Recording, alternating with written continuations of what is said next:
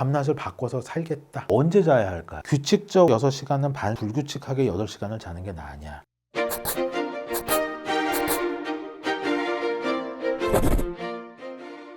자, 그러면 어떻게 자야 할까요?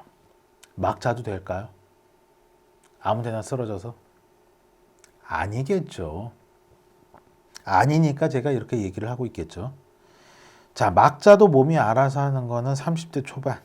근데 이거는 여러분께 용기를 주기 위해서 한 거고 실제는 20대 후반인 것 같아요. 그 이유는요, 멜라토닌 분비량이 나이에 따라서 쭉 떨어지는데 20대 후반부터는 좀 많이 떨어져요. 그래서 20대와 30대는 멜라토닌 분비량이 확연한 차이가 납니다. 그래서 누구나 얘기하는 게 30 정도 넘으면은, 그러니까 나이가 30이 넘으면은 깰 시간 되면 깨더라. 늦잠을 자고 싶은데 눈은 떠지더라. 이 얘기를 많이 해요. 근데 그것은 우리 몸 자체가 노화되면서 벌어지는 일입니다. 그래서 막 잘 수가 없어요. 몇 시간을 자야 할까요? 통계적으로는 우리가 흔히 얘기해요. 7시간에서 9시간이라고. 왜냐하면 이 잠이라는 게 너무 연구가 어려워서 아직까지 통계에 의지하는 면이 크거든요. 근데 이제 우리가 뭐 다 고졸자이실 테니까 그래서 중졸자를 비하하고 그런 건 아니에요. 이 자연현상의 모든 건 정규분포를 이루죠. 이렇게 여기 그래프가 있죠. 정규분포. 그래서 7시간에서 9시간. 대부분의 사람이 여기에 들어가겠지만 중앙값을 따져보면 역시 8시간 정도겠죠. 바로 8시간.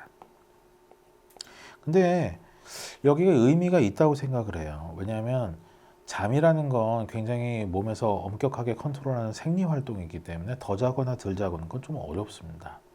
그렇기 때문에 대부분의 사람들, 특히 OECD 평균에서 보면 미국이나 유럽 같은 경우에는 유럽 같은 경우에는 평균 8시간 반을 자거든요. 충분히 자면 한 이 정도 잔다는 얘기겠죠.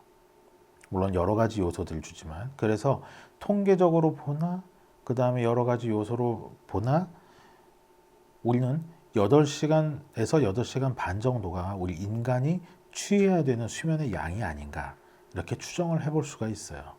그리고 실제로도 대부분의 성인들은 아시겠지만 한 8시간 이상 자게 되면 몸이 되게 상쾌합니다. 즉 몸이 제대로 재생이 되고 뇌에서 노폐물이 빠져나갔다는 얘기겠죠. 그래서 이상적이 아니고 우리나라에서는 쓰는 말이겠죠. 충분히 자면 8시간에서 8시간 반 정도가 될 것 같고요. 근데 우리나라의 현실이란 게 있잖아요. 장거리 출퇴근이요. 가까운 미국에서야 뭐 인접한 마을길이 뭐 차로 4시간이 걸린다고는 하지만 그건 뭐 일부 얘기고 실제로 출퇴근을 하면서 그 편도 1시간 이상을 쏟는 나라가 그렇게 많지는 않습니다. 그래서 현실적으로는 어떻게 되느냐. 우리나라에서는 평일 7시간이 사수해야 될 마지노선인 것 같아요. 7시간을 덜 자면 각종 문제가 생기는 건 여러 가지 실험 보고에서 나와 있는 얘기거든요. 그렇기 때문에 7시간만은 반드시 사수를 해야 된다. 물론 이 전제 조건이 있죠. 주말에 무제한으로 자야죠. 다만 나이가 든 사람은 무제한으로 자라고 해도 때가 되면 눈이 떠진다는 게 단점이지만 그래서 주말에는 때가 되면 눈이 떠지긴 하는데 낮잠으로 반드시 모자란 잠을 보충하셔야 돼요. 그리고 이제 제가 진료실에서 들으면서 제일 답답한 얘기가 7시간 푹 자고 있어요. 이 얘기 되게 많이 듣거든요. 근데 7시간을 자면 푹 잘 수밖에 없어요. 왜냐하면 수면이 엄청 부족한 거니까. 목마른 사람이 물 잘 먹듯이 잠이 부족하면 잠을 열심히 자겠죠. 7시간 안 깨고. 근데 이렇게 자봤자 수면 부족이라는 게 문제인 거예요. 그래서 나 7시간 푹 잔다. 이거는 너무 부족하기 때문에 나타나는 현상일 뿐이고 이렇게 계속 주무시면은 결국에 건강에 문제가 생긴다. 이렇게 알고 계셔야 됩니다. 그리고 언제 자야 할까요? 이것도 사실 연구가 잘 안 돼 있어요. 그냥 대충 통계적으로 봤을 때 저녁 8시서부터 자정 사이에 자라 이렇게라고만 돼 있는데 실제로 보면 그 성인들 같은 경우에 22시 30분서부터 23시 사이에 잠이 오는 사람이 되게 많아요. 이게 제일 많아요. 그리고 그 과거의 경험치인 뭐 중의학, 한의학 그런 데서 봐도 10시 반에 자라는 얘기가 꽤 많습니다. 그래서 우리가 통계적으로는 이렇지만 실제 우리 생활, 우리 주변을 봤을 때 요 정도에 자는 게 제일 좋잖아요. 그리고 요때 22시 밤 10시 반 정도 자고 잠에 들어서 8시간을 자게 되면요. 새벽 6시 30분이 돼요. 대부분의 사람이 일어날 때죠. 그러니까 우리가 8시간 잠을 충분히 자기 위해서는 결국 밤 10시 반에 잘 수밖에 없다. 조금 늦어도 11시에 잘 수밖에 없다. 그렇게 생각을 하셔야 되고요. 요즘에 또 더 급진적인 수면학자들은 자정 전에 90분을 반드시 자라고 해요. 자정 전에 90분을 자게 되면 우리가 속칭 깊은 수면을 멜라토닌이 아주 왕성하게 나올 때 2번을 가져갈 수 있다는 거죠. 여기서 보시면 저녁 6시 조금 지나서부터 멜라토닌이 확 나오기 시작해요. 그래서 피크를 치는 게 01시서부터 03시까지예요. 그리고 요때쯤이 한 10시 정도 될 거예요. 우리가 뭘 하느라, 뭐 이거저거 하느라 요 시간을 놓쳐버린다. 그러면은 우리가 깊은 잠을 결국 한 번밖에 못 자게 된다는 얘기가 됩니다. 진짜로 깊은 잠은. 그렇기 때문에 요때도 잠을 자면 우리가 진정으로 깊은 잠을 2번 충분히 잘 수가 있다. 실제로 사람의 수면 사이클을 보면요. 초반에 제일 깊은 잠, 즉 스테이지 4까지 들어간다고 되어 있거든요. 여러분 많이 들으셨을 거예요. 뭐 세타, 델타파 뭐 이런 얘기. 그 델타파가 나오는 깊은 수면이 초반 4시간 안에 들어가거든요. 그러니까 멜라토닌이 막 나올 때 그 잠을 자야 돼요. 그러려면은 결국 밤 10시 반에서 11시 사이에 자야 된다. 그래서 깊은 수면을 충분히 확보해야 글림프 시스템에서 뇌의 노폐물 배출도 원활하게 되고, 그러면은 뇌의 퇴행성 변화가 생기거나 그런 질병이 생길 가능성을 우리가 최대한 낮출 수 있다. 이렇게 되어 있습니다. 근데 사실 우리가 뜻대로 되는 건 아니죠. 압니다. 뭐 그렇게 잘 수 있으면 팔자 편한 거 아니에요? 그런 질문도 많이 들어요. 그래서 또 우리가 생각해야 될 것이 하나가 있는데, 자, 좀 부족하더라도 규칙적으로 6시간은 반 자는 게 나냐? 아니면 충분하지만 매우 불규칙하게 8시간을 자는 게 나냐? 근데 이것도 웃기는 게 규칙적으로 조금 덜 자는 게 더 낫다고 해요. 왜냐하면 이 멜라토닌 사이클이라는 게 바뀌질 않거든요. 늘 일정해요. 이거 뭐 우리가 노력한다고 바뀔 게 아니에요. 왜냐하면 우리가 태양 아래에서 계속 뭐 아미노산부터 시작하면 35억 년 동안 진화하면서 결국 지구에 적응한 산물이기 때문에. 그런데 불규칙하게 이때 잤다 저때 잤다 그러면은 이 사이클 자체가 헷갈린다는 거죠, 몸에서. 그렇기 때문에 우리 몸에도 굉장히 엄격하게 일주기라는 게 돌아가고 있거든요. 하루 동안의 타임 테이블이 돌아가는데 그게 막 엉그러지면서 막 헷갈린다는 거죠. 그렇잖아요. 세상 모든 일이 할 때 하고 끝날 때 끝내고 그래야 되는데 막 그런 엄격하게 딱 끝나고 요거 시작하고 끝나고 시작하고 이런 일들이 마구잡이로 엉켜서 끝나지 않았는데 뭔 시작해야 되고 이렇게 되면서 몸이 망가진다는 겁니다.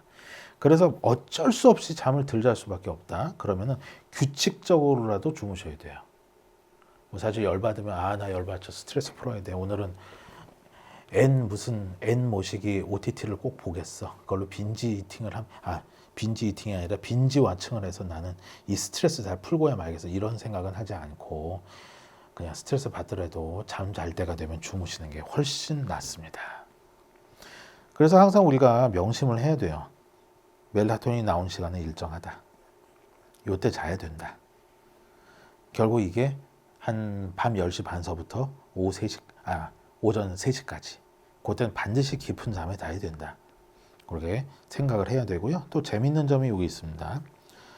6시 넘어서 한 7시 정도가 되면 요때 멜라토닌이 급격하게 줄어들어요. 그래서 한 9시 정도 되면은 대낮이나 비슷한 수준으로 멜라토닌 분비가 됩니다. 근데 가끔 어떤 그런 분들 계세요. 뭐 불면증이나 아니면 직업적 이유로나 뭐 새벽에 들어와 가지고 아침 점심 때까지 주무시는 분들, 이런 분들이 좀 있는데 그게 몸에 참 안 좋아요. 왜냐하면 눈은 감고 잠을 자는데 생리적으로는 깊은 잠에 들어갈 수가 없거든요. 그래서 참 그런 분들 고생 많이 하고 계십니다. 잠은 굉장히 중요한 생리 현상이에요. 예를 들면 우리가 소변 볼 때 알아서 잘 나오죠. 우리가 딱 힘 풀면은 방광은 알아서 수축하고 요도는 열리고, 그래서 한 번에 쭉 하고 소변이 나오죠. 이런 것들은 또 우리가 걷는 거, 뭐 어렸을 때 우리가 일어나기까지는 1년 정도의 시간이 걸리지만 그 이후로 걷고 그런 걸 습득한 다음에 바뀌지 않죠. 이 모든 것이 중요한 것들은 다 유전자에 코딩이 돼 있죠. 우리가 뭐 눈이 2개다, 뭐 위장은 어떻게 생겼다, 소장은 7m다, 뭐 귀는 2개다, 이런 거 다 유전자에 코딩이 돼 있어요. 중요한 것들은 다 유전자에 설계도가 들어가 있는 거죠. 근데 잠은 여기서 그냥 생리 현상이 아니고 매우 중요한 생리 현상이거든요. 매우 중요한. 당연히 유전자에 코딩이 돼 있겠죠. 일정하게. 그리고 그것이 형성된 거는 최소한 몇십만 년, 길게는 한 1000만 년이겠죠. 왜냐하면 우리가 동아프리카의 사바나 초원에서 나무에 있던 원숭이가 땅으로 내려온 게 한 그 정도 된다고 하거든요. 그렇기 때문에 우리 노력으로 나는 뭐 직업이 그러니까 뭐 이렇게 밤낮을 바꿔서 살겠다, 이런 결심, 마음의 결심은 가능하지만 그렇게 잔다고 한들 우리 유전자가 바뀌지는 않습니다. 물론 후생 유전학이라고 해서 유전자에 어떤 게 발현이 될지 조금 뭐 그런 것들이 바뀌는 부분이 있어요, 상황에 따라서. 그렇지만 유전자 자체가 우리가 뭐 늦게 잔다고 해서 바뀔 리는 없어요. 그래서 영구적인 일주기 변동은 불가능하죠. 또 이런 것도 있어요. 누구나 일주일에 하루 혹은 이틀은 좀 쉬죠. 근데 쉬는 날은 사람도 만나고 그러는데 대부분의 사람들은 밤에 자고 낮에 일을 한단 말이에요. 그러니까 내가 아무리 밤에 일을 하고 낮에 잔다고 한들 휴일에 누군가를 만나게 되면서 내 생활 사이클도 깨져요. 그렇기 때문에 사회적으로도 영구적인 일주기 변동은 불가능합니다. 그래서 야간 근무자가 그 쉬는 날 사회 활동을 할 때 마치 비행기로 다른 대륙을 넘어간 것처럼 제트렉이 생긴다 그래요. 여기 철자가 조금 이상하게 적혔는데 이게 제트렉입니다. 레그. 네. 그래서 이런 걸 소셜 제트렉이라고 그러죠. 그래서 야간에 근무하시는 분들 저한테도 종종 오시는데 참 마음이 아파요. 어떻게 도와드릴 방법이 없거든요. 그저 잠을 좀 깊게 자게 하는 약을 처방해 드리는 게 제가 도와드리는 건데 그게 근본 치료나 근본 해결책이 아니다 보니까 좀 마음이 답답해요. 그 의사로서 그런 순간 무력감을 느낄 때가 많은데 그 중에 하나가 야간 근무하시는 분들이 불면증으로 오셨을 때입니다.